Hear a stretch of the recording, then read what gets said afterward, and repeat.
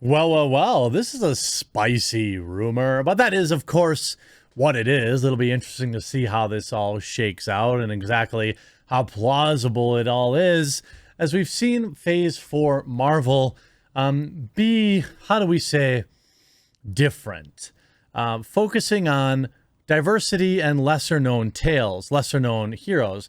That isn't inherently a bad thing. There's a lot of superheroes that I think would shine greatly on the big screen. How about Gambit for one?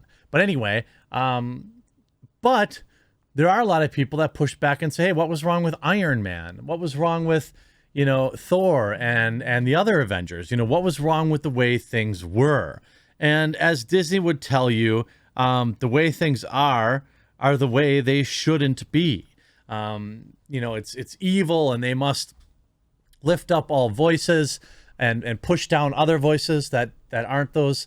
And now apparently there's a little spicy back and forth going on inside of Disney.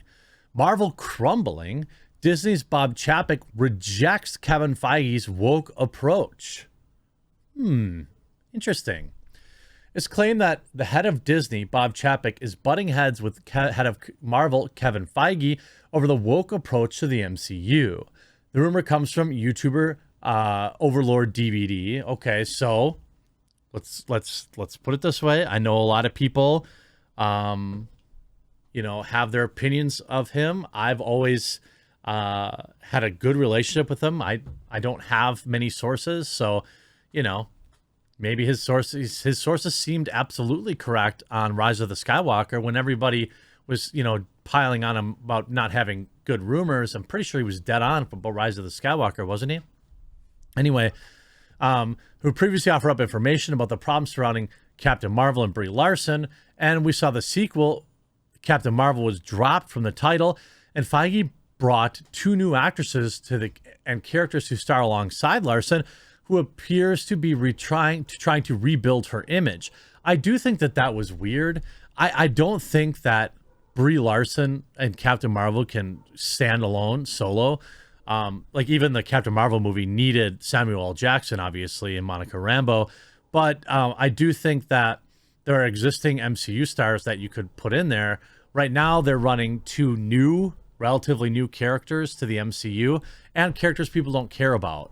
There's 75 people who buy Miss Marvel, the comic book, but that's not going to put butts in seats. It's still going to be Brie Larson, the Queen, and Captain Marvel. He's also gone in depth about the problems surrounding Kathleen Kennedy and Star Wars, and just today it was learned that Patty Jenkins' Rogue Squadron movie has been delayed indefinitely, which was among a host of previous problems with the franchise. Hey, look, I think, whatever these rumors were around Kathleen Kennedy getting fired too, it was fun to report on, but certainly didn't seem like those ended up being right. As I wrote 2 years ago, Feige's woke approach is going to destroy the MCU, and according to this rumor and box office receipts, that's exactly what's happening, which has seen Disney CEO Bob Chapek react, who is now feuding with Feige over Feige's ideas to destroy and replace the original Marvel characters with new versions of the characters. Evidence of Feige's agenda can be seen in the Captain Marvel movie, where classic comic book characters are replaced with woke versions, and where the film takes an obvious anti-male approach to things, while at the same time retconning the history of the MCU to inject more woke content. Further evidence comes from both how Hulk and Thor were used in the Avengers Endgame, which saw Hulk and Thor become goofy, lesser versions of their previous stronger selves, with rumors offering Banner can no longer transform into Hulk. In that She-Hulk Disney Plus series, She-Hulk replaces Hulk. That would be hilarious. Nobody cares about She-Hulk. I know that She-Hulk has her fans. When I say nobody, I'm talking about box office money. But I think Disney doesn't care as much about huge box offices as they once did, because they're making so much money from Disney Plus. It's hard to actually put into kind of comparison, or how, the amount of the ceiling that Marvel and Disney have with Disney Plus compared to the money that they have to outlay for the huge MCU projects. Renner gets replaced as Hawkeye in the Disney Plus series, and of course Thor 4 features Natalie Portman as female Thor. By the way, both all real characters in the MCU. They aren't exactly like just retconning and making someone female. These characters existed, to be fair. We can also add that Black Widow, Natasha, was made fun of and made to look bad by our replacement character, Florence Pugh's Yelena Belova. And recall how Marvel producer Victoria Alonso, whom Feige just promoted, is against using the title X-Men simply because it contains the word men. How Doctor Strange was dropped from WandaVision because he is white, and how Robert Downey Jr. and the Avengers actors and characters weren't used in Black Widow because they are male. These are all reasons that we did see reported. However, I'm sure there were other reasons, like maybe the fact that you would have to pay Robert Downey Jr. $20 million to appear in that film is probably, part of the reason. The leaker claims that high-level source says Disney CEO Bob Chapek, and by the way, this is via Cosmic Book News again, so it's a rumor site, and head of Marvel Kevin Feige are feuding, and that the following leak may have actually been sanctioned by some high-level person within the Disney organization, where they can guess the source is apparently unhappy with Feige. Quote, the source confirms as well that Bob Chapek may have had it with the whole wokeness thing, particularly when going woke means going broke, says Overlord DVD. Sorry, I can't say your real name because I don't want to get hit. About a year ago, Walt Disney Board was holding a meeting that was about the time that Bob Iger was still attending meetings, and of course Bob Chapek was still there. They were getting pitches on upcoming shows, development updates, and whatnot.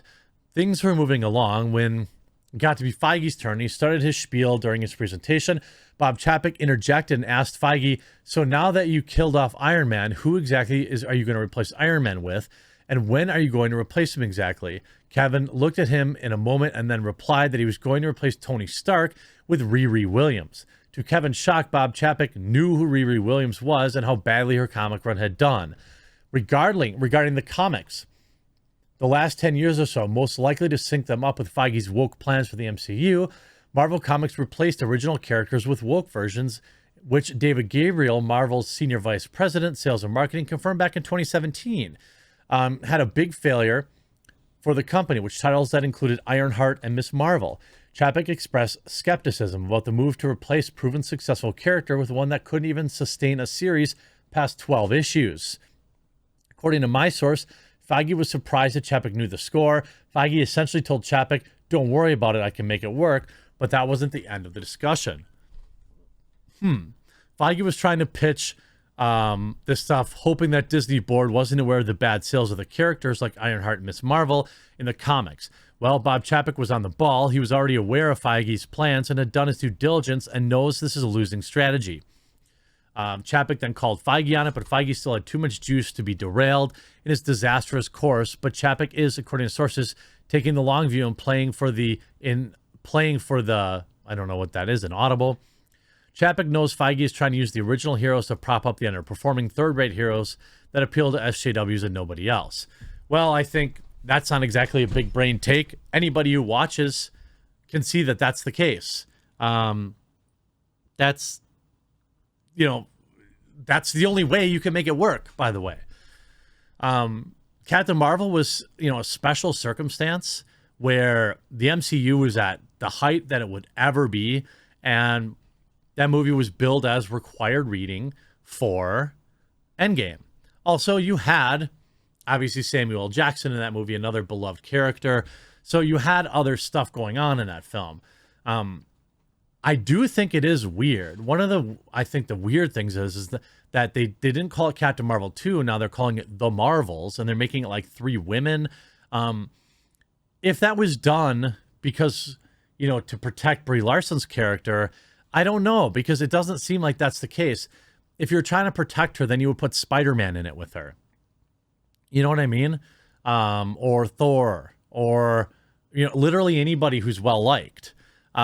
Putting 2 other brand new characters that nobody really knows anything about, I don't think that does her any favors. In fact, it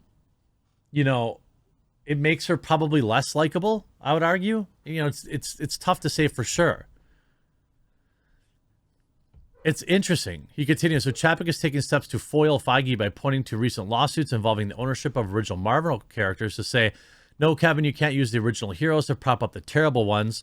You're bringing these into movies until the copyright lawsuits are settled. Well, it's interesting. I'm curious what you think about this. I think that obviously money is the bottom line. That's something that Bob Chapek is concerned about. Kevin Feige, you can't, the guy obviously perfected the formula for Marvel movies, but the real reality is between Black Widow, which I think probably made a little bit of money given it probably sold Disney Plus, but Shang-Chi and the Eternals are both going to break even or lose money. I don't think that Bob Chapek is going to have a ton of patience for more experimental properties if Kevin Feige can't prove that it's more about the recipe than the stars, which I believe is incorrect. I'll be interested to hear your comments in the comment section down below, and we'll talk to you again real soon.